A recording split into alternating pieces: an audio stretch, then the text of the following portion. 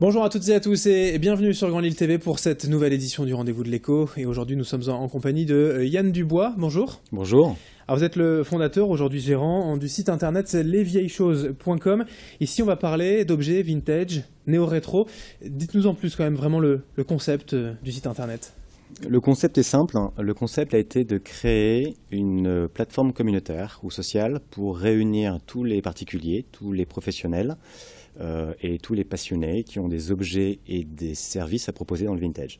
C'est pas juste un site de petites annonces comme on pourrait le croire et comme on peut y penser quand on arrive quand même sur la page d'accueil. Il y a autre chose. Et il y a autre chose. La particularité du site, c'est d'avoir un forum de discussion qui puisse être le cœur du site, où les internautes ou les passionnés pourront échanger des conseils, avoir différentes informations sur différentes catégories.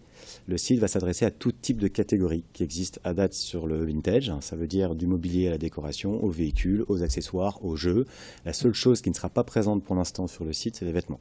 Alors on parle de vintage pas mal aujourd'hui, c'est on va dire un peu tendance, mais ça veut dire quoi en fait? Vous avez une définition à nous donner du vintage? J'ai une définition de vintage. En fait, quand j'ai commencé un peu à penser à ce projet, je me suis aperçu que le mot vintage a été extrêmement galvaudé depuis pas mal d'années.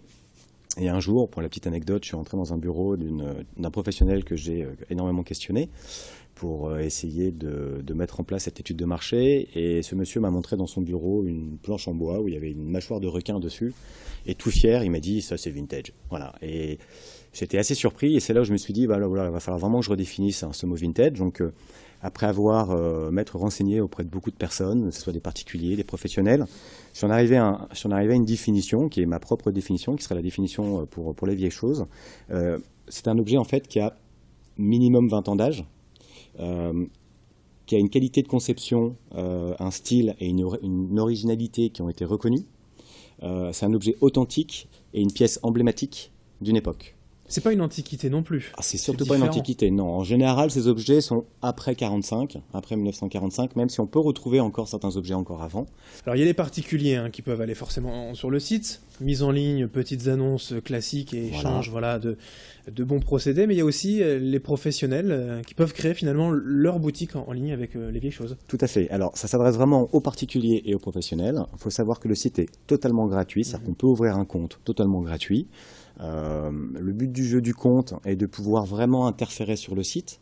Même sans compte, on peut aller naviguer sur le site, il n'y a pas de souci, on peut aller voir les annonces, on peut aller voir le blog, on peut aller voir les différents services qui sont apportés, mais si on veut interférer de manière que ce soit sur le site, pour rentrer en contact avec un vendeur, pour liker sa photo, pour l'envoyer sur un réseau social quelconque, on est obligé de s'inscrire et créer un compte.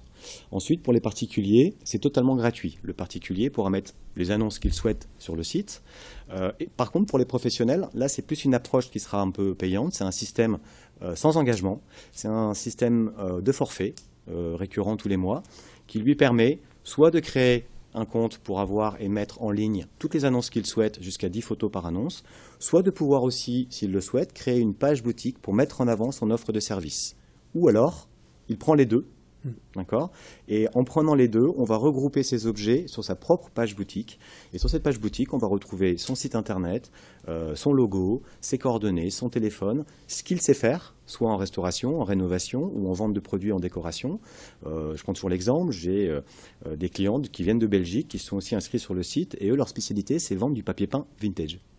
Ou alors j'ai une photographe qui vient de rentrer récemment, qui elle s'est spécialisée dans la photographie d'enfants dans un environnement vintage. D'accord. Voilà, donc vous leur offrez une vitrine, une référence sur le site. Ouais. C'est ça, une référence, une vitrine, mais aussi un relais sur leur site à eux. C'est le but du jeu. Je pars du principe que le monde amène le monde, et automatiquement toutes les personnes qui pourront être attirées par tout type de catégories sur le site pourront aller voir ce qui se passe un peu ailleurs et pouvoir découvrir d'autres métiers, d'autres objets qui, à date, n'étaient pas prévus dans la recherche initiale. Alors ces objets, justement, si on devait donner quelques chiffres, combien y en a-t-il aujourd'hui déjà de référencés? Alors à ce jour... Ça va, ça vient forcément. Alors, mais... Ça va, ça vient, donc ça se tient plutôt pas mal. Donc à ce jour, le site est ouvert depuis 2 mois. On a ouvert le site le 1er décembre. On a eu la chance d'avoir plus de 50 000 pages visitées en moins de 2 mois, avec 5 000 utilisateurs différents qui sont venus sur le site sans vraiment communiquer dessus. À ce matin, on avait 322 objets de mémoire, avec à peu près une bonne vingtaine de boutiques de professionnels, sachant qu'il y a à peu près petite quarantaine de professionnels qui sont aussi inscrits sur le site et ils n'ont pas tous forcément besoin d'avoir une page boutique. Alors, le vintage, c'est cher, il y a tous les prix. On a ici un produit, voilà, une ancienne balance de cuisine très typée années 70, 15 €. On a aussi des lampes Canal de Suez à 1 900 €. Il y a un peu, voilà, tous les prix quand même, toute la gamme. Il y a toute la gamme. Il faut quand même pas oublier qu'on s'adresse à des passionnés, à des professionnels qui passent énormément de temps à chiner, à se lever très tôt le matin pour aller identifier, trouver des objets. Ces objets en général sont dans très mauvais état, donc ils vont passer énormément de temps pour les restaurer, les rénover. Soit une pièce quelconque d'une usine, d'un moteur d'usine par exemple, va être restaurée et transformée sur un autre outil, style une table basse, une lampe.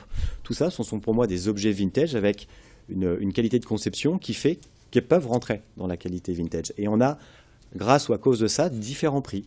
Parce qu'on travaille aussi sur la passion de ce professionnel qui a voulu transformer cet objet ou le restaurer. Eh bien, très bien. Merci Yann Dubois d'être venu nous parler donc sur ce plateau du site internet lesvieilleschoses.com.